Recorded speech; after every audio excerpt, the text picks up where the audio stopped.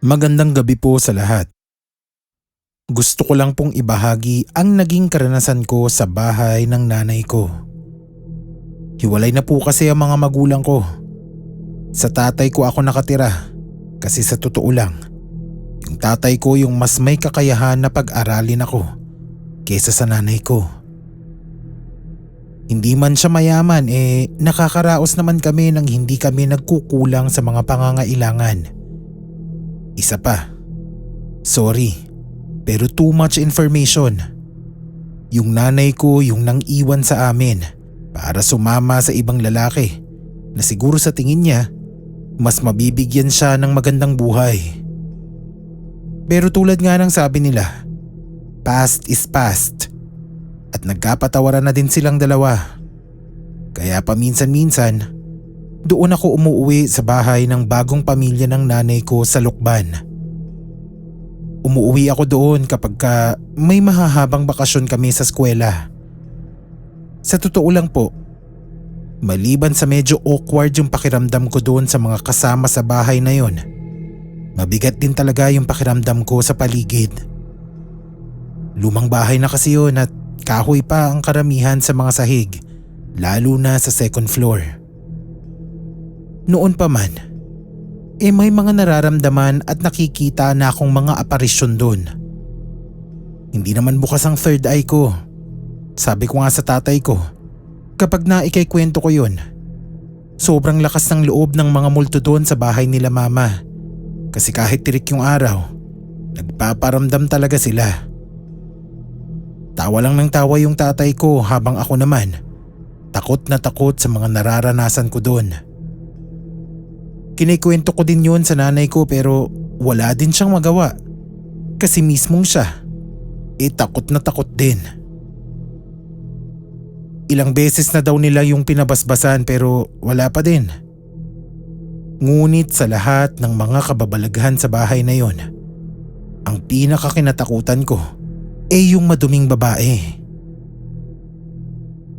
Nanlilimahid talaga siya kapag nakita mo. Para siyang taong grasa pero alam mong multo. Kasi nung minsang makita ko siya, akala ko din taong grasa pero tumagos na siya sa gate ng bahay namin. Alam mo na, hindi na yun buhay. Pinakagrabing na experience ko dun sa babae na yun, nung isang gabing natutulog ako. Siguro mga alauna na yun kasi abala din ako sa pagbabrowse sa social media. Habang nag-aagaw antok ako, nararamdaman ko na parang lumulubog yung kama ko sa paanan. Hindi naman ganun kalalim na talagang mapapabangon ka pero ramdam mo na parang may umupo or umaapak sa kama mo. Nung pakiramdam ko nasa bandang bewang ko na siya, dahan-dahan kong idinilat yung mga mata ko. At sa takot ko, nakita ko yung babae na dahan-dahang gumagapang sa ibabaw ng katawan ko.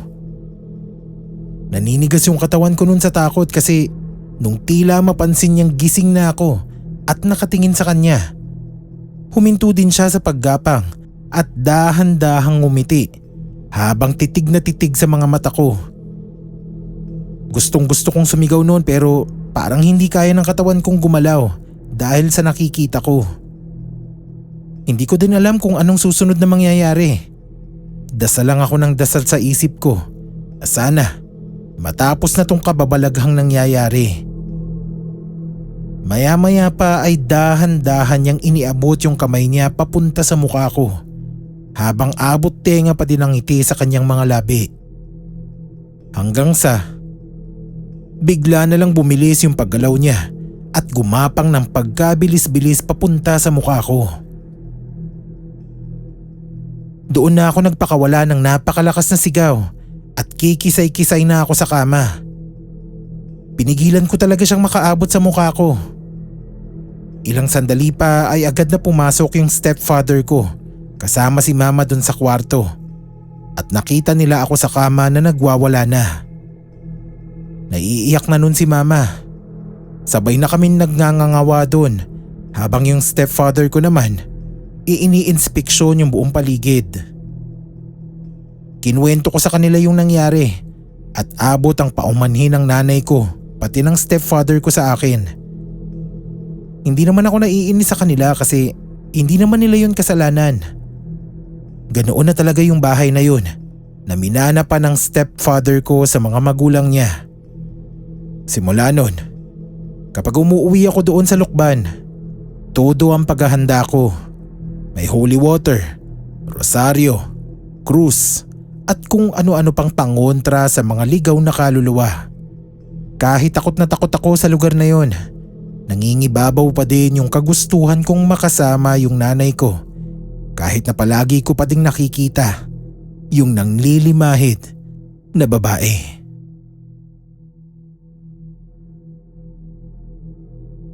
Aware ako na marami na sa inyo ang nakapakinig ng kwento tungkol sa doppelganger.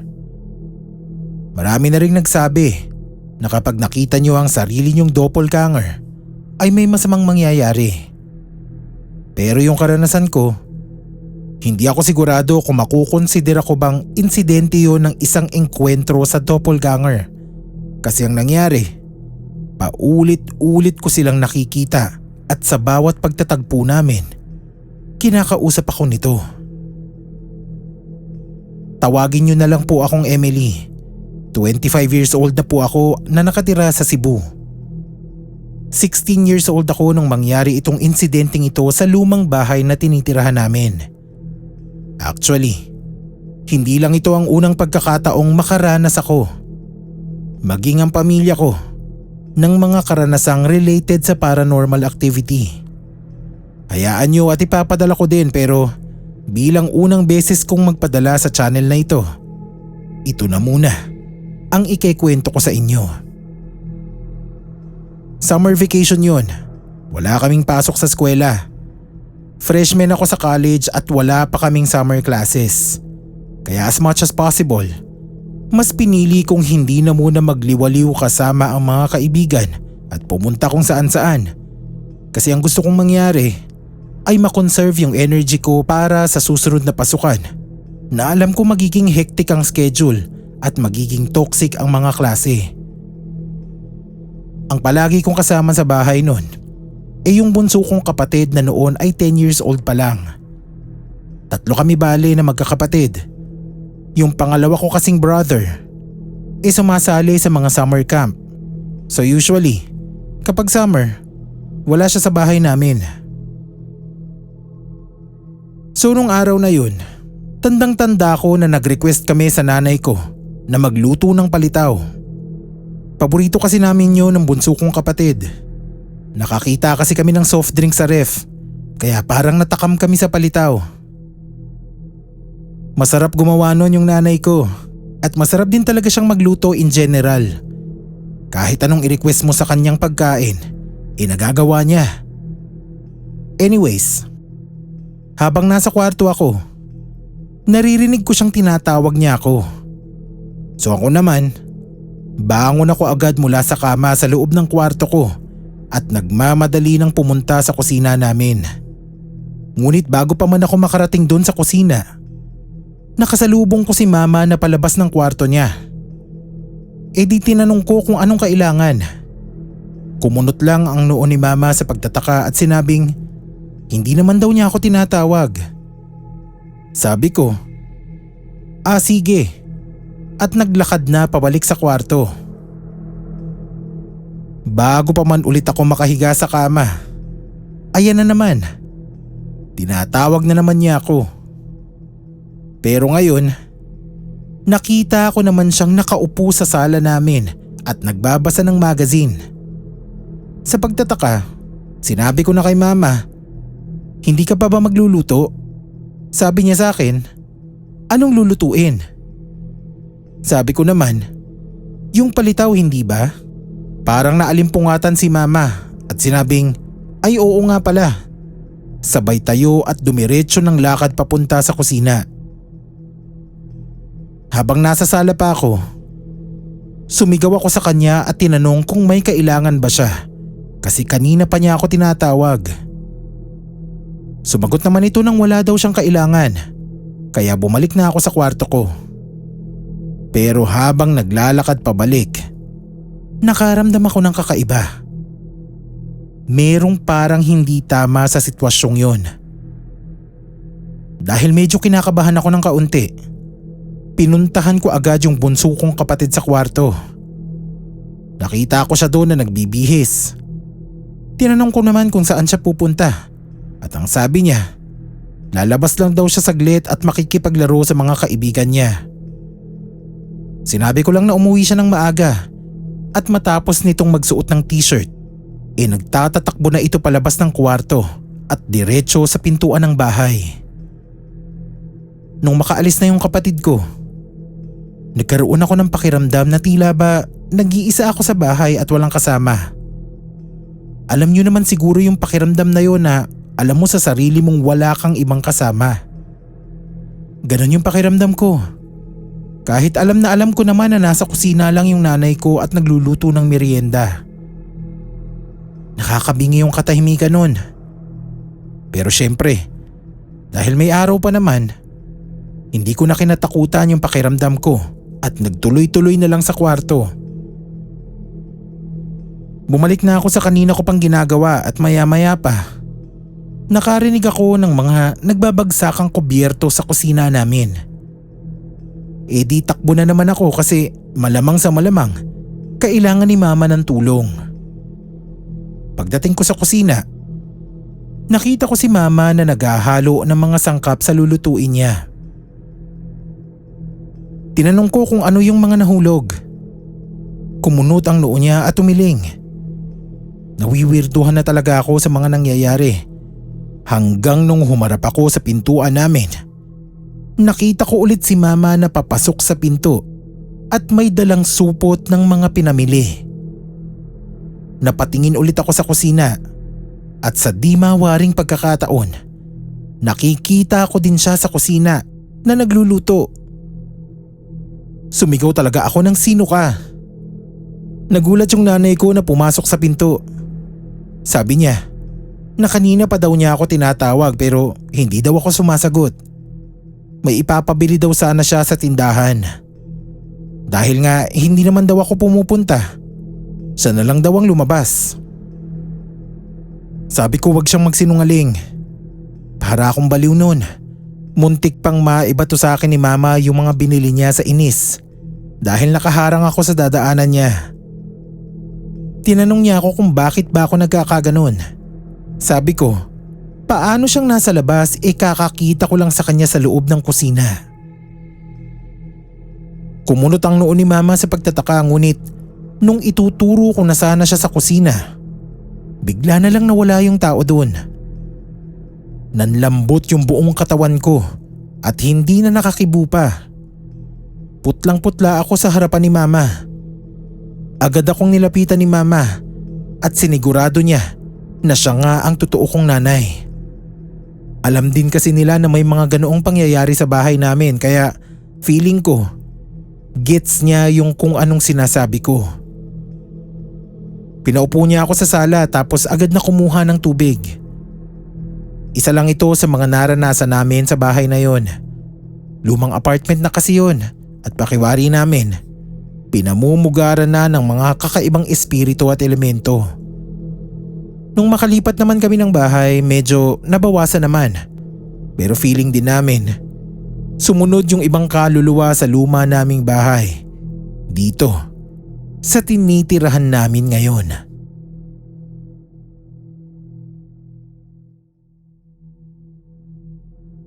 Magandang araw po sa listeners ng Scream PH. Tawagin niyo na lang po akong Arjo. I-share ko lang yung naging experience naming mag-asawa noong kakakasal pa lang namin. Hindi naman talaga kami bagong kasal nung mangyari ito. Siguro may 2 taon na kaming kasal noon at naka-acquire kami ng pasalong bahay sa may bandang Bulacan. Maayos yung lupa at saka yung bahay. Kinailangan lang ipasalo nung dating may-ari kasi kailangan daw nila ng ekstrang pera para sa medical expenses nung isa nilang kamag-anak. Sa katunayan nga daw, parang bentang palugi na yun kasi well below selling price nilang ibebenta sa amin dahil sa matinding pangangailangan. Dahil nagpaplano din kaming mag-asawa na bumukod na talaga sa mga magulang ng asawa ko, kinagat na namin yun. Mura na nga yung ida-down payment namin. Mura din yung monthly kasi pwede naming ipasok sa Pag-ibig. Mga 1 linggo siguro bago kami lumipat doon, nag-decide kaming mag-asawa na linisan muna yung bahay. Tinignan na din namin kung saan ilalagay yung mga appliances tsaka mga gamit sa dati naming tinitirahan. Pagdating namin dun sa bahay, nagulat kami kasi may mga naiwan pang mga kahon at iba pang mga gamit. As in literal na parang may mga basura pang naiwan na siguro hindi na nila kailangan at dahil kami na ang bagong may-ari, bahala na kaming mag-dispatcha ng mga basura nila. Okay lang naman sa amin yun kasi ang purpose naman talaga ng pagpunta namin doon maglinis. Kaya sakto lang din. Una naming tinignan yung mga nakalagay sa kahon. Yung iba, walang laman. Tapos yung iba naman puro mga lumang damit na parang basahan na. Yung ibang parte naman ng bahay malinis naman. Parang pinag-impok-impok nila yung mga lumang gamit sa iisang lugar para siguro mas madaling tignan. Ngunit ang hindi nakalagay doon sa mga kahon at nakasabit pa sa pader ng bahay isang salamin. Maganda yung design ng salamin na yun, parang antigo. Unang tinignan yun ng asawa ko at sinabi sa akin na baka pwede naming gamitin na lang yung salamin. Sa totoo lang, maganda pa kasi talaga yun. Walang gasgas yung mga gilid at yung mismong salamin.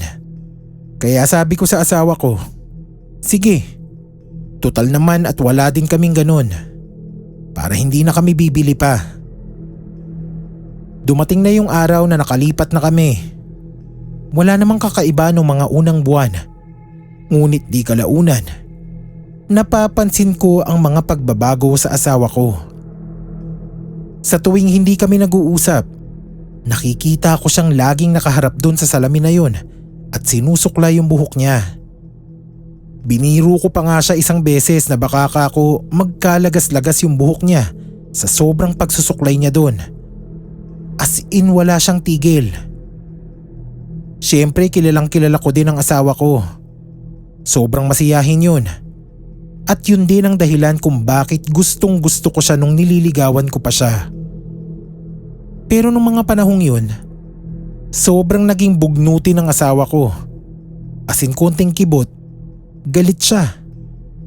Lagi siyang iritable at meron siyang biro na papatayin niya daw ako. Na never niyang nasabi sa akin kahit pabiro lang. Pinalampas ko lang yun kasi baka ako, syempre, baka expression lang ganun. Pero nasolido yung teorya ko na may mali talaga. Nung minsang isang gabi, nagulat na lang ako nang biglang mawala yung asawa ko sa tabi ko. Napabalikwas ako sa higaan noon kasi never din nangyari yun sa amin.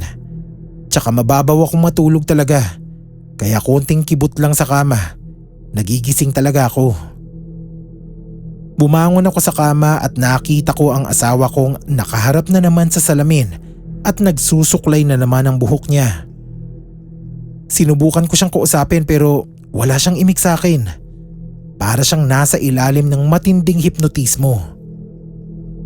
Niyugyug ko yung buong katawan niya noon hanggang sa magising siya. Humarap siya sa akin at humagulgol ng pagkalakas-lakas. Niyakap ko yung asawa ko noon at hindi na kami nakatulog magdamag. Nung umaga, napagkwentuhan namin yung mga napapansin ko sa mga kinikilos niya. Sa totoo lang daw, hindi niya daw yun napapansin. Ang nararamdaman lang daw niya noon ay sobrang lungkot na lungkot daw siya araw-araw. Ending ng kwentuhan namin, humantong kami sa konklusyon na may kinalaman yung lumang salamin na nakasabit sa bahay namin. Binalak naming basagin yun pero naisip namin na baka makawala yung kung ano doon na gumugulo sa amin. Kaya ang ginawa namin, binalot namin yung salamin tapos kinontak ko yung dating may-ari ng bahay at ibinalik yun sa kanila. Buti nga tinanggap nila yun kasi kung hindi, itatapon na lang namin talaga. Ngayon naman ay okay na kami doon sa bahay. Nakapagpa-bless na din kaya wala na kaming maramdamang iba. Pero hindi ko lang sigurado ha. Pero as of now, payapa naman ang lahat.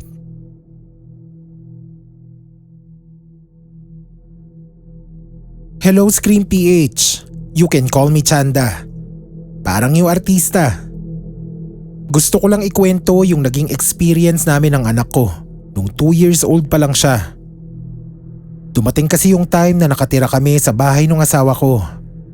Wala pa kasi kaming sariling bahay noon at kasalukuyan pang ginagawa. Nung mga panahon na yon, buntis pa lang ako sa una naming anak. Kaya tuwang-tuwa yung mga biyenan ko kasi doon kami nakatira sa kanila. Ibig sabihin, mas marami silang oras na makakasama yung apo nila. Pero sa hindi inaasahang pagkakataon, sumakabilang buhay yung babae kong biyanan. Sobrang lungkot namin noon, lalo na yung anak ko. Palagi kasi silang naglalaro nung lola niya ng parang tagu-taguan. Kahit nirarayuman na yung matanda, sige pa din sa pakikipaglaro sa apo niya. Sabi niya, parang nga daw siyang nabuhayan nung dumating yung anak ko kasi parang bumalik daw yung saya niya tulad nung una siyang magkaroon ng anak. Kaya ayun, pinababayaan na lang namin. Pero kapag nakikita naming medyo nahahapo na siya, sinasabihan namin na tumigil na sa paglalaro yung anak namin para makapagpahinga na din yung lola niya. Nung mga unang linggo matapos mamatay yung biyanan ko, parang okay naman. Ginawa namin yung mga rituales nung libing para hindi dalaw-dalawin yung anak ko. Pero mukhang hindi naman yun umepekto. Matapos kasi yung ika-40 days ng libing niya, nagsimula ng lagnatin ng madalas yung anak ko. Pabalik-balik kami sa ospital noon kasi hindi talaga bumababa yung lagnat niya. Sabi naman ng mga doktor sa ospital, normal na lagnat lang naman daw yun at wala kaming dapat ipag-alalang mag-asawa. Minsan isang gabi, pinupunasan ko yung anak ko habang may lagnat siya. Nagulat na lang ako nang bigla siyang bumangon sa kama tapos nakatinging kumakaway sa isang sulok ng kwarto. Ako naman itong tuliro na. Una kong naisip na baka sobrang taas na naman ang lagnat ng batang ito at mukhang nagdedeliryo na. Tinanong ko siya kung sino ba yung kinakawayan niya at walang kaabog-abog niyang sinabing si Lola daw. Nangilabot ako sa sinabi ng anak ko sa akin. Hindi ko din ba alam sa sarili ko. Nag-e-expect pa ako ng ibang sagot. Parang obvious naman. Kung hindi tao yung kinakawayan niya, ano pa nga ba? Di multo. Hindi lang sumagi sa isip ko na multo yun ng lola niya. Sinabi ko na lang sa anak ko na nasa heaven na si lola at nagpapahinga na kaya walang tao doon sa sulok. Ipinilit pa din ng anak ko na nandoon nga daw ang lola niya. Habang nag-uusap kami, bigla na lang siyang tumayo sa kama tapos bumaba at nagtatakbo papunta sa pintuan. Sumisilip-silip pa ito sa pinto at tumatawa-tawa pa. Sa isip ko, ano kaya akong ginagawa ng batang to? Doon ko unti-unting napagtanto na tila ba nakikipaglaro siya. Nakikipaglaro ng tagu-taguan. Isang tao lang ang naaalala kong mahilig makipaglaro sa kanya ng ganon. Yung lola niya. Sa totoo lang nung gabi na yun, hinayaan ko na lang makipaglaro yung anak ko. Binantayan ko na lang talaga. Matapos naman nun ay parang bumalik na sa normal yung lahat. Hindi na siya naging sakitin. Masigla na ulit pakiwari ko, dinadalaw siya palagi ng lola niya noong mga nakaraang linggo at itong gabi na ito ang huling pamamaalam niya sa kanyang apo. Pasensya na po at hindi masyadong nakakatakot itong kwento. Ngunit manghang-mangha lang talaga ako na totoo pala talagang may kabilang buhay at totoong kayang dalawin ng mga namayapa ang mga mahal nila sa buhay bago sila tumawid sa liwanag. Palagi na lang naming ipinagdarasal ang kaluluwa ng biyanan kong babae para na din mapayapa ang kaluluwa niya sa langit.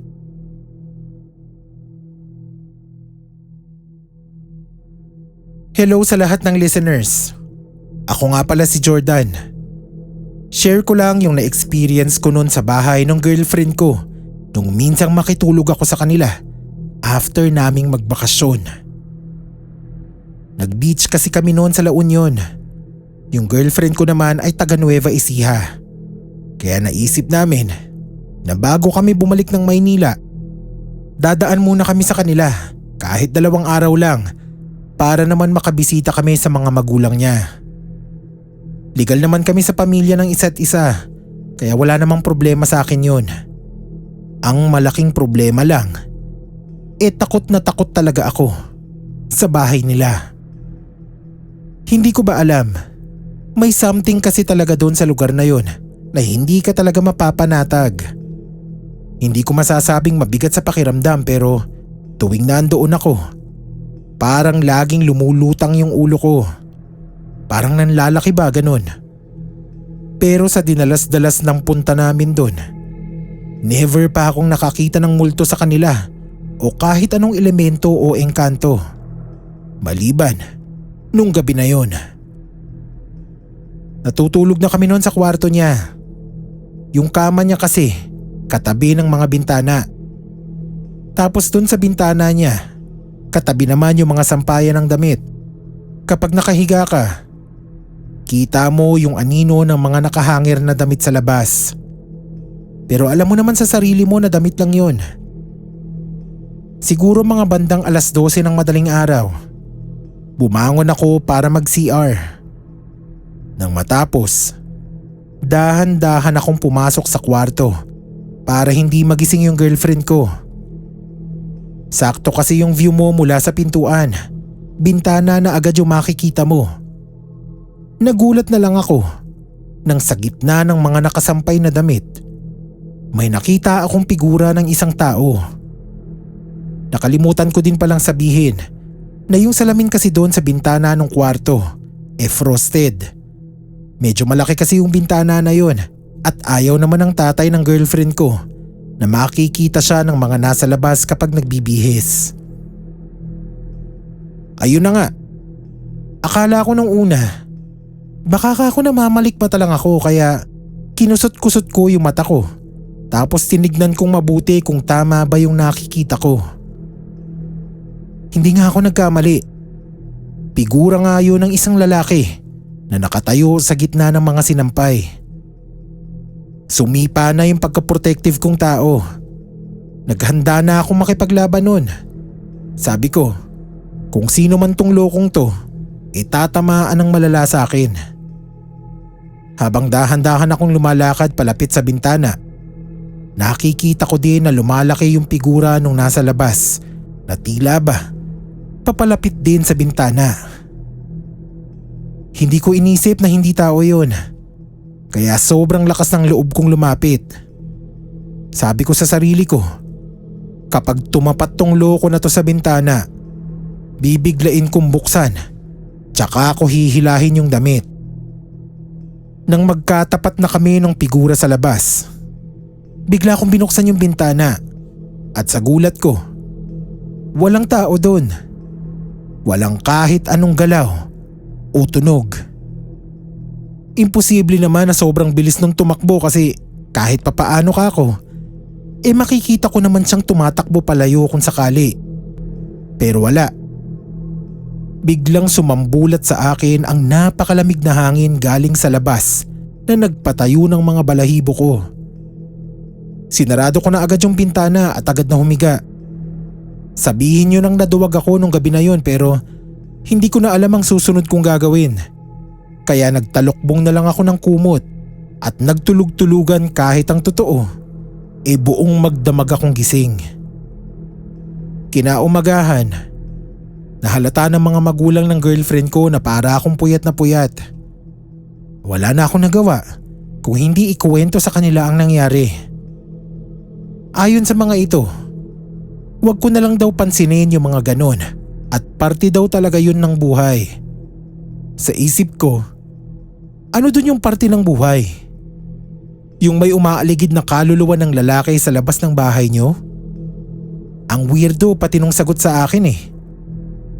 Buti na nga lang at pauwi na din kami noon. Sa bus na ako nakatulog.